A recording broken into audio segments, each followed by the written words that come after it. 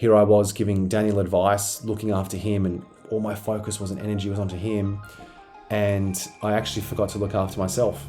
You're battling jet lag, and then come race day, your race could be over in the first lap. You could have a crash, and then all of a sudden it's like you've got a 12-hour flight back home just to think about that one moment. So knowing you can make such an impact and difference to someone's life is priceless. You can't put a price on that.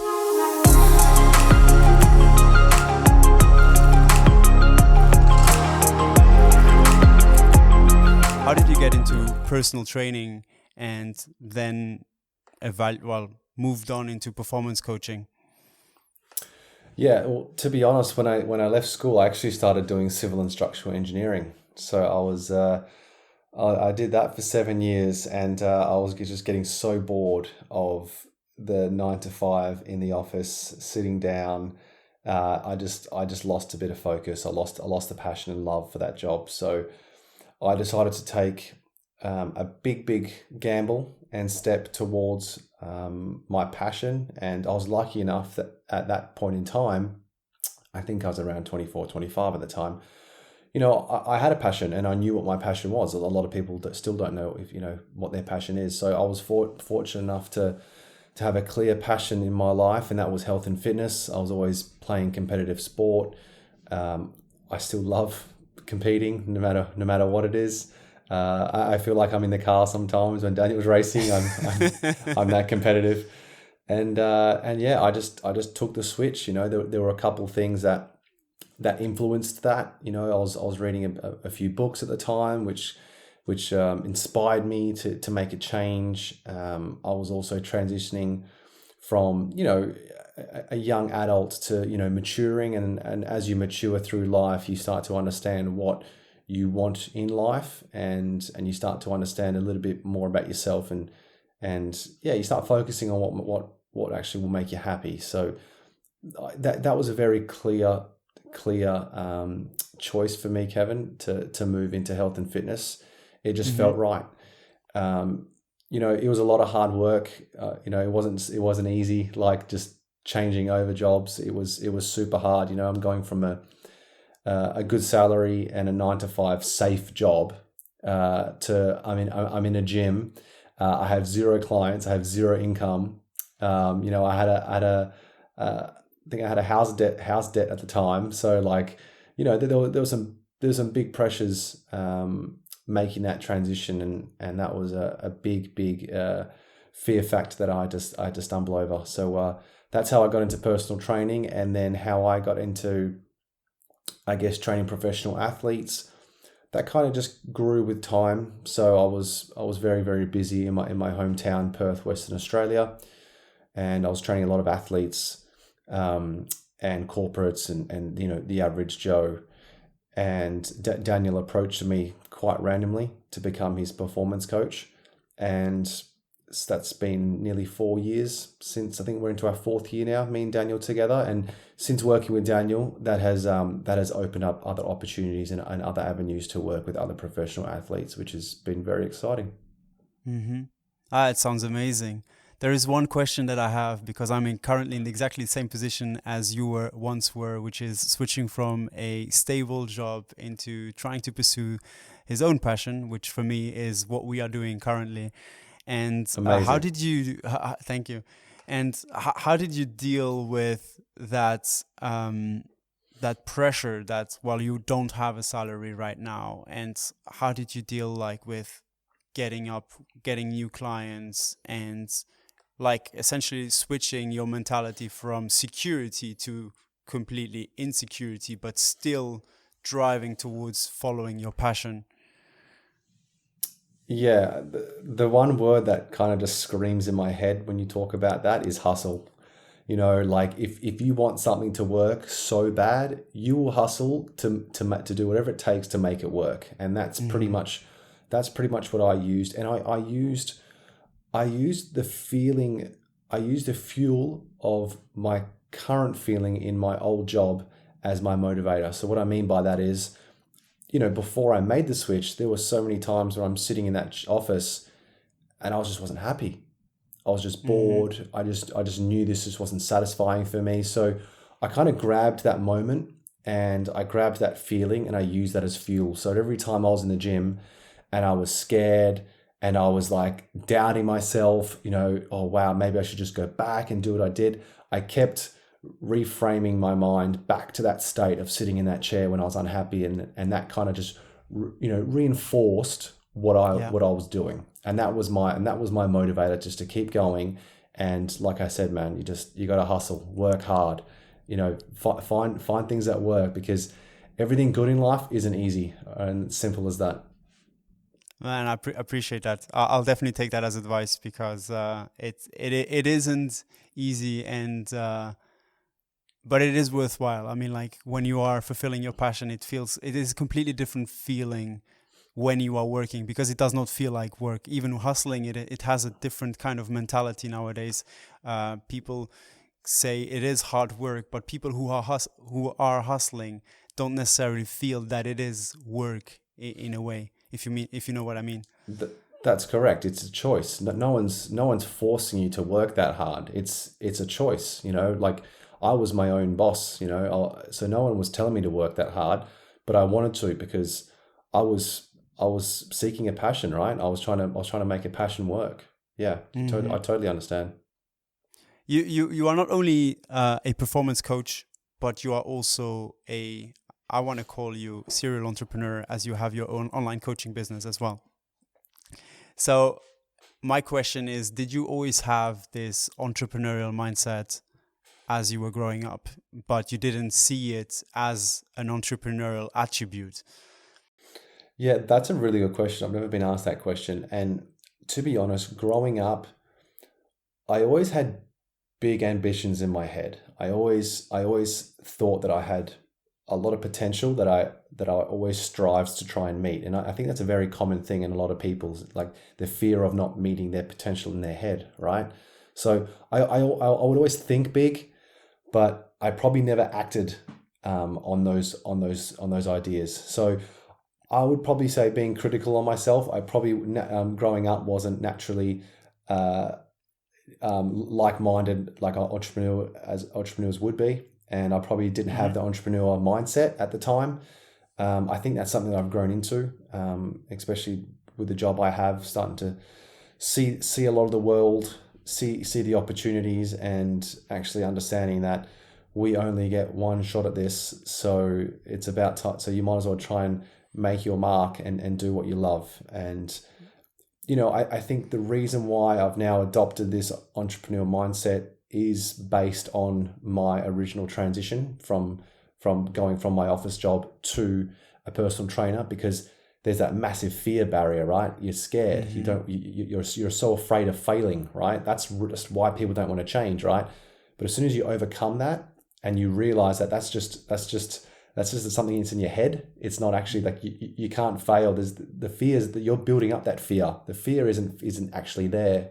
So once you actually get past that, you then realize and go, oh wow, it's actually not that bad. Life can be really exciting if you just want to do things. And I think that's what has then progressed my mindset to I guess, as you could say, an entrepreneurial mindset. Hmm.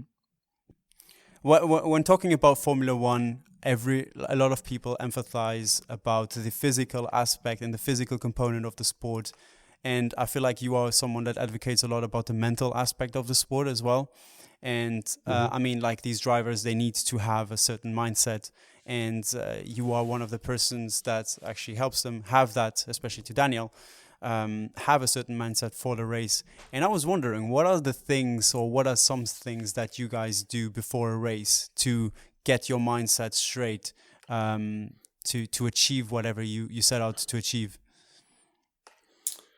Yeah. So there are obviously things we do within our racing room that we keep confidential, because as people may not know, in Formula One, you're always trying to gain that extra 1 or 2%, right? Because that 1 or 2% could be, a difference between 1/10 per lap. And that is a big difference in a race, if you're going around 60 times. So most of it is internally confidential, but I can share some stuff with the viewers and still be vague about it. But for instance, there's a particular time during the weekend.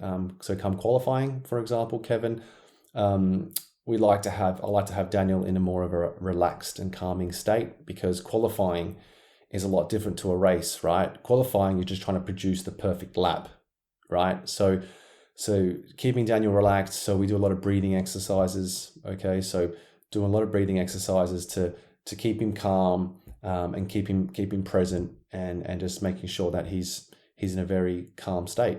So that's something that we do as well. One thing I also like that we do is, this is before race weekend. So usually like the Wednesday before the race on Sunday, we will usually sit down and talk about anything that is worrying him, that is on his mind, that's frustrating him. And we kind of use that as more of like a venting session, where he can just get everything that's in here, in his mind, out, talk about it. We both talk about it, and then it's kind of like, okay, cool. We've now spoken about that. We've now attended that. Now we push that to the side, right? And now I'm going to get you to bring in that racing mindset, because the next 3 days is all about racing. And that just, I guess, it just gets rid of the clutter, right? It gets rid of the clutter that's in your head. And because these guys are ultimately they're paid to drive. Like that's what their job is. So that's what their focus has to be on for those next 3 days. So that's something that they're two main things that we do from a mental aspect.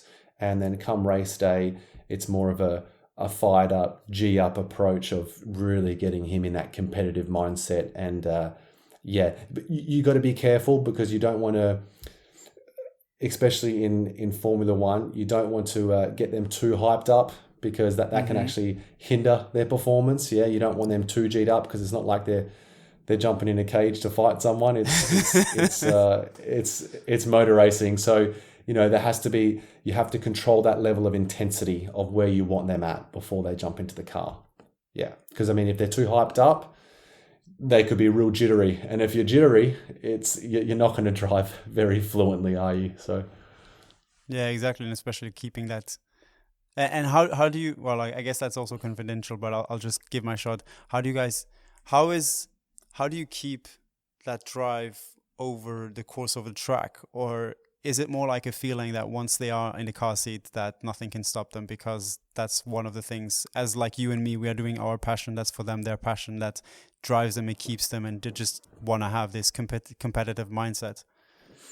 Yeah, Formula One itself is a self-motivation right there. Like these guys are competitors. Their job is to compete, and they love competing. So there's already a heavy self-motivating factor right there. As soon as they jump in the car, that's them switching on, going, okay, it's race day. These guys have raced their whole lives. That's what they love doing, and that's what they're good at. So that there is something that, as a coach, you probably don't really need to coach much. Like if your athlete lacks motivation or lacks competitiveness, they're probably not going to be in the sport, are they? So exactly, there's only 20 seats.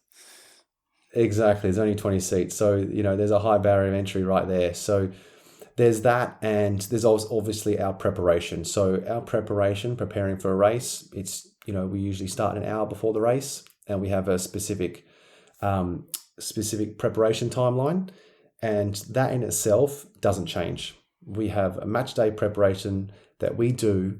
So every time we finish that, Daniel knows in his mind he's now prepared. So that's also another little mental win there, knowing that, okay, I've done my preparation.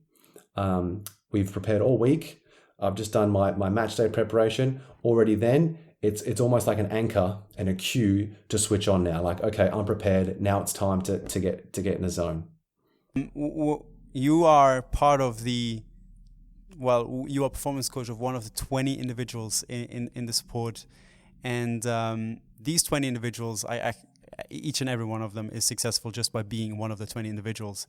So this is a sneaky question, and it is just, have you figured out what it makes them so successful? I guess I can only comment on that based on my experience with Daniel. Obviously, I don't know the other drivers at all. Like there might be a wave here and there to some of the drivers that I've either been part of their team. But So to answer that question, Kevin, I could only really comment on my experience with Daniel. And yeah, Daniel has some very, very, I guess you could call them outstanding traits as an athlete. I think his strength is definitely his mentality, his mental strength, his resilience, and his ability to stay calm in high pressured situations. And in motorsport, you're going to be under a lot of high pressured situations. And I haven't met an athlete to date that has a better state than him when it comes to staying calm in a high pressured environment. That's amazing. Do you know the secrets to being so calm? Well, That would be secrets probably not, but I would say that would depend on the person, the individual. You know what I mean? Like that is very dependent on the individual. There are some cues that could help Mhm. universally, but I think individually, it would make a difference. in like I know that Daniel is the your main focus, and but you Hmm. still have other clients, and you also have like your online business. And I was wondering how how is it to manage different characters and different mindsets? You now say that Daniel has a very specific, and it has specific attributes towards his character and resilience, and towards being a great athlete. How do you manage um, how do you manage managing different athletes? Yeah, I love it. I love it.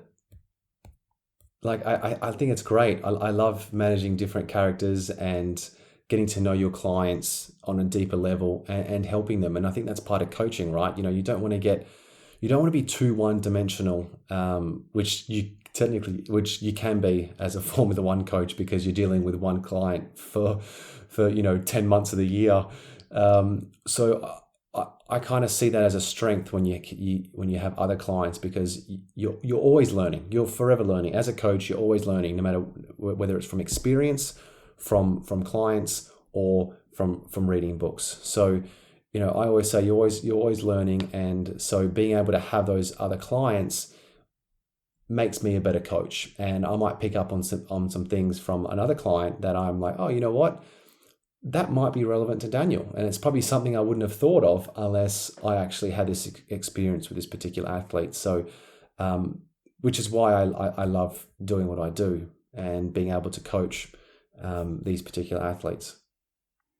Yeah, it's diversity in the end will allow you to become better understanding of other people, but also for also things that Daniel will that you do with Daniel will probably go into other athletes. Uh, how how Definitely. how different is it to coach Daniel now in terms of not as a performance coach but as a personal trainer? Daniel versus an average person like me, for example, sitting on a desk. Yeah. Good question. To be honest, the process doesn't change. The Okay. process doesn't change. Yeah. It's, obviously there's some the details are a bit finer when it comes to a professional athlete, and it's a lot more structured, and it's a lot more full on, and you got to stick to a particular process. But um, the process doesn't change much. I'm still, yeah, I'm still programming. Tailored strength and conditioning programs. I'm still doing their nutrition plan, and the accountability is still there. I guess the only benefit that Daniel gets is having me one on one all the time. So actually having me in the flesh. Yeah. Yeah. Well, but that's one of the big part of your guys' success as well. Well, one of the questions that I wanted to ask is how much does your friendship play a role in your relationship as a coach, but also like in the overall state of mind of Daniel? Yeah, big time. Especially being in Formula One, the client and coach, you're with each other a lot. The season starts in March and it ends in December. So you're with each other a lot. So yes, there has to be a fundamental coaching relationship, and there has to be trust and respect there.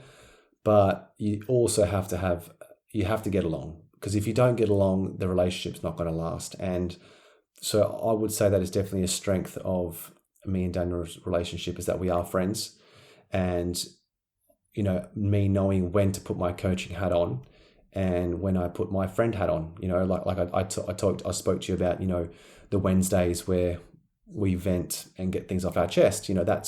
That's when the friend hat comes on, and you become a sounding board, and that's when you start to understand your client on a deeper level, and that's only going to help you as a coach. Mm-hmm. How much different is it from the perspective of a personal trainer and a performance coach? What is the main difference between the two? I mean, it's a good question, because I'm visualizing myself back when I was a personal trainer, and there is still a big part of emotional support. I was always there for all my clients for emotional support, and I built a friendship with all of them, really. Mm-hmm. So yeah, in a way, you could probably say a performance coach is quite a vague word, and it's probably something I was already doing, classified as a personal trainer. Like there's nothing. But besides the level of detail and the amount of time that I'm with Daniel, from a service point of view, there's probably nothing I really did that I'm really doing with Daniel that I didn't do with my other clients, to be honest. So it's a good question. That's fair enough. Getting back to the mindset, when we talk about us humans in general, we like to have certain restraints in our heads. You took the leap to go into personal training. I took the leap into podcasting, and I was wondering, what do you think is the number one restraint that we put into ourselves in order to not achieve our highest potential, and how could we overcome that one thing that is hindering us to actually achieve whatever we want to achieve? What is the one thing that hinders us to achieve what we want to achieve or what we wish to achieve, and how we could overcome it? I think, again, I'm generalizing here, but I think it could be very different for a whole lot of people. But generally, what I see across the board, it's our comfort zone. Yeah. And I think there's people out there that are too scared to go outside their comfort zone.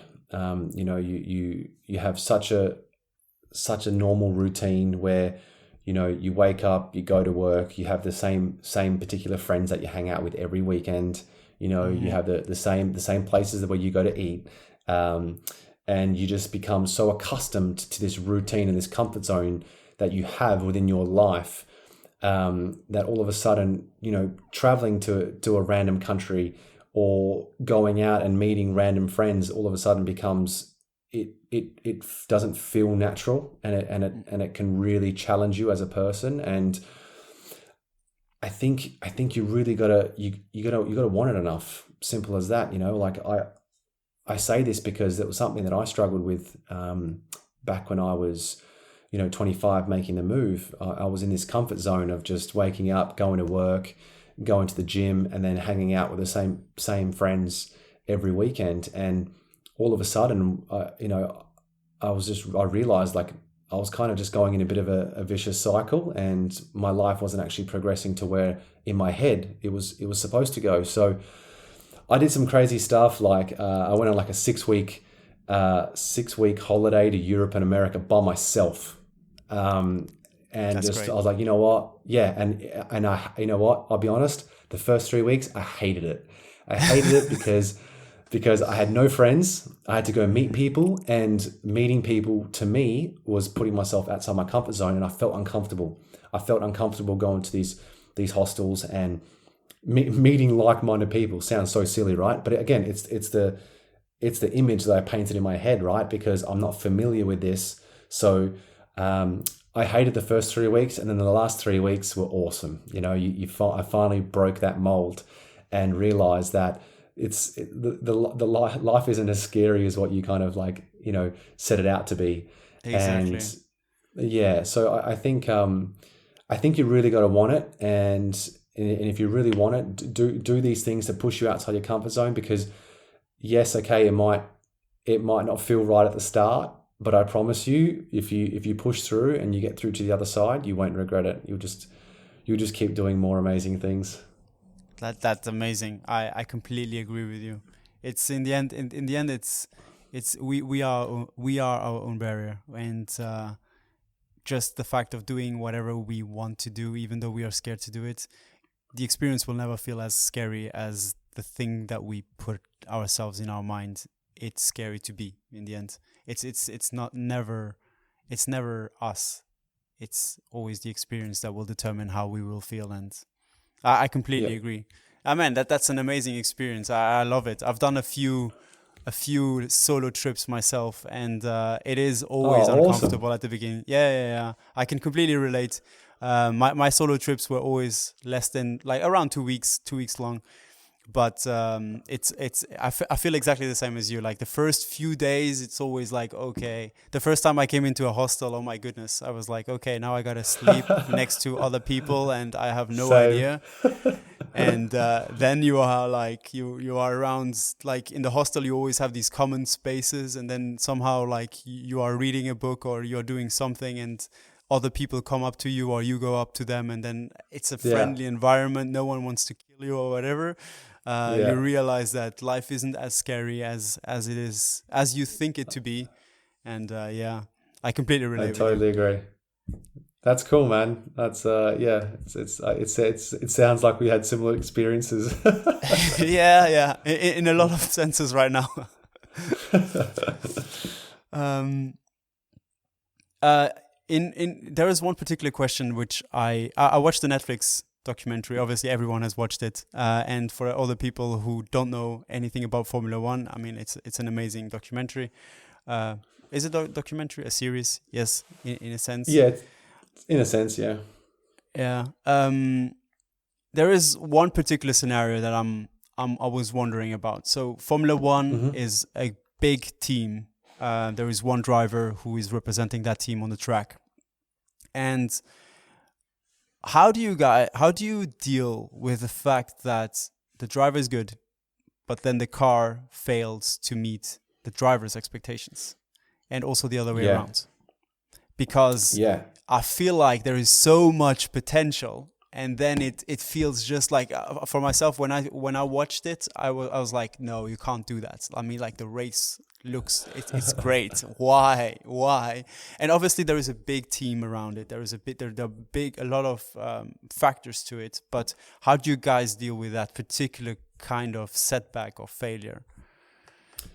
yeah. It's that's the whole part of the mental coaching that we spoke about earlier, Kevin. Where this sport is an emotional roller coaster for that exact reason, because there are so many parameters that are out of your control that can hinder your performance. Like it's not like a footballer where if you play bad, that's on you, man. Like like if you lose, that's on the team. But in this sport, you have to realize it is a team sport in a way. It's not an individual sport. Everyone just sees the drivers out on the track, but it's not, because all of a sudden they get an engine failure, or they're a gearbox failure, or a tire puncture, and all of a sudden it's like, well, your race is over. And as an athlete, you've literally done nothing wrong.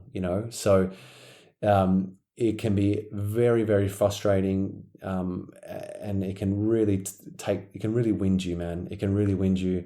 You travel, especially some of the international races where you travel so far. You're battling jet lag.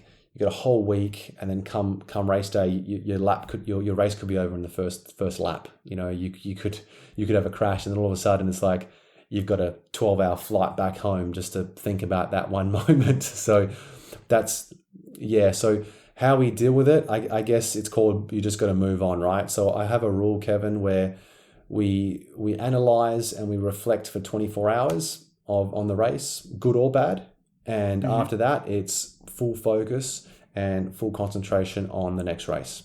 And for me, that's the only way around this crazy calendar and this crazy sport. Is you just can't dwell on, what could have been or what if. It's like, no, okay, your car failed. Yes, I get it. You had a great race, but you missed out on a podium because of the car.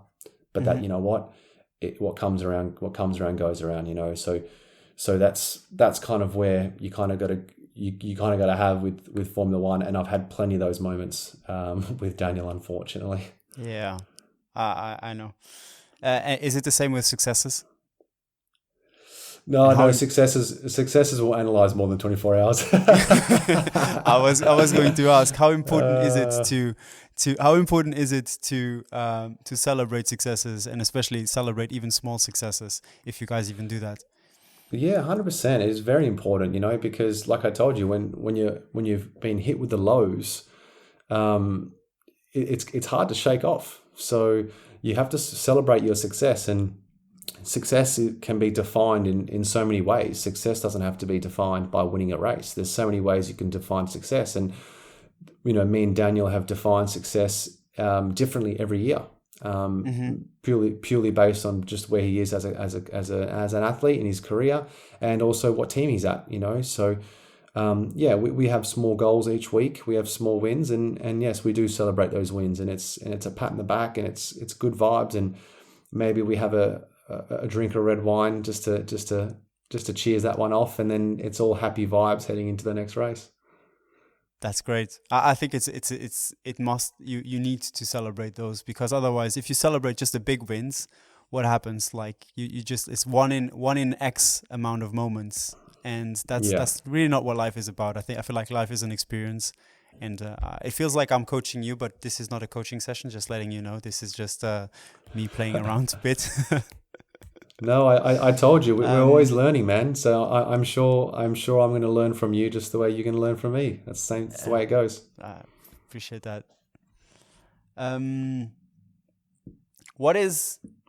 First of all, do you follow your own advice? Or how difficult is it to follow your own advice? I come up with some questions, I know. No, they're good. It makes me think. Yes, I do follow my own advice. Yeah, because the way I coach, I would never prescribe or ask one of my clients to do something that I've never done, because if I do, I can't relate. So yeah, I do take on my own advice, and part of me being a coach, I like to be just as good as a coach as I am as a role model. So I try to be just as good as a role model to them. So for me to be a very good role model, I feel like I have to listen to my advice, and I do that because as a coach, I want to be a leader and I want to be a role model. That's amazing, man. I do feel like it is difficult sometimes to follow your own advice. Mate, you're spot on, and it is difficult. I actually faced some difficulty in 2018. So my first year in Formula One, that year was such a big transition for me. My whole life changed. All of a sudden, I was in one place in Perth, and then all of a sudden I'm taking 50 flights in a year, and I'm in a different country every 2 weeks. So here I was giving Daniel advice, looking after him, and all my focus and energy was onto him, and I actually forgot to look after myself, and I got sick a lot that year, just because I wasn't looking after myself, running my body down, severely jet lagged, not doing the right things because I was just so focused on Daniel and getting this job right. So that's kind of when I did a bit of a self-reflection at the end of 2018, Kevin, that's when I was like, oh wow, I'm actually not taking my own advice. Like, I'm asking Daniel to do this to battle jet lag, yet I'm not even doing it myself. And this is the reason why I'm getting sick. So yeah, I actually had to go through the wars in order to actually, I guess, answer that question. What is it? Do you remember specifically what you've done to get back to yourself? And another question, which is, Do you think that was the most important? That is the most important aspect of your job for yourself, to follow your own advice first before, and taking care of yourself first. Yeah, the second part is definitely important, because if I'm not focused, if I'm not 100%, how can I coach Daniel to my full capacity? How can I be a good coach to him when I'm not at my full potential myself? So I realized that at the end of 2018 that no, this is more important than you think. And the things I was lacking was just being consistent. Being consistent with my sleep, being consistent with my jet lag protocols to make sure that I'm hitting the same time zones, being consistent with my training and my nutrition. It's all these things that they were just slipping ever so slightly, but they all link, right? It's all a link. So, do I regret it? No, because I felt like I did have an excuse, and the excuse was it was my first year into Formula One, and I was putting a lot of focus into getting my job right. Where heading into 2019, I had a year experience. I knew what was coming. I knew what to expect, and I could plan a lot better. So, yeah, I guess that was just a learning experience, and gave me the realization that you need to look after yourself. That's a pretty good realization. I mean, just like you said, like little sleeps pile up. Well, experience does too. So I guess that helped you in the long run. And Well said. This is like one of the questions that I was also looking forward to ask you, which is, how do you continue on developing your experience and your expertise? Well, not experience, your expertise. And what is really like the main motivation to actually do so? Because a lot of people like to want something, but then they lose it. And we've talked about hustle. But now you are already a Formula One coach. You are a Formula One coach. You are already on the top. You are Daniel's coach. What is it that allows you to keep up that motivation, and how do you continue on developing your expertise? Yeah, I mean, I think that's just something that's hard. It's been hardwired into me for a very long time, where I just don't want to settle. Because I feel like there's always something you can always improve, no matter who you are.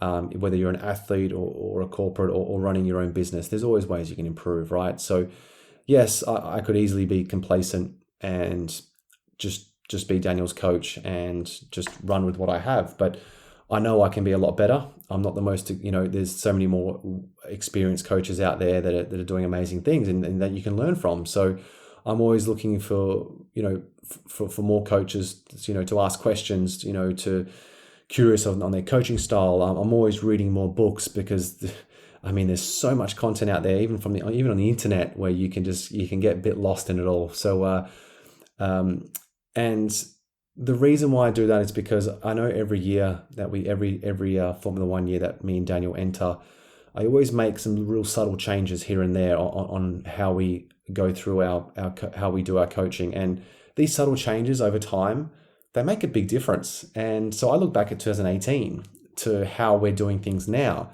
It's completely different, and it has helped him so much. So, does my coaching have to evolve? 100%. But, the athlete's also going to evolve as well. So, you have to stay on top of this stuff. You can't get complacent. And I think that's just a mentality that I've got for me. And when you say what's next for me, I mean, I am enjoying myself in Formula One. The main goal. So obviously I have small goals, but the main goal is to win a world championship with Daniel at McLaren. So that's the main goal. So still going for that one, and then building my fitness platform that I've created, my website, which has been amazing. And then you go back to your first point of that question is you asked me what's my motivation.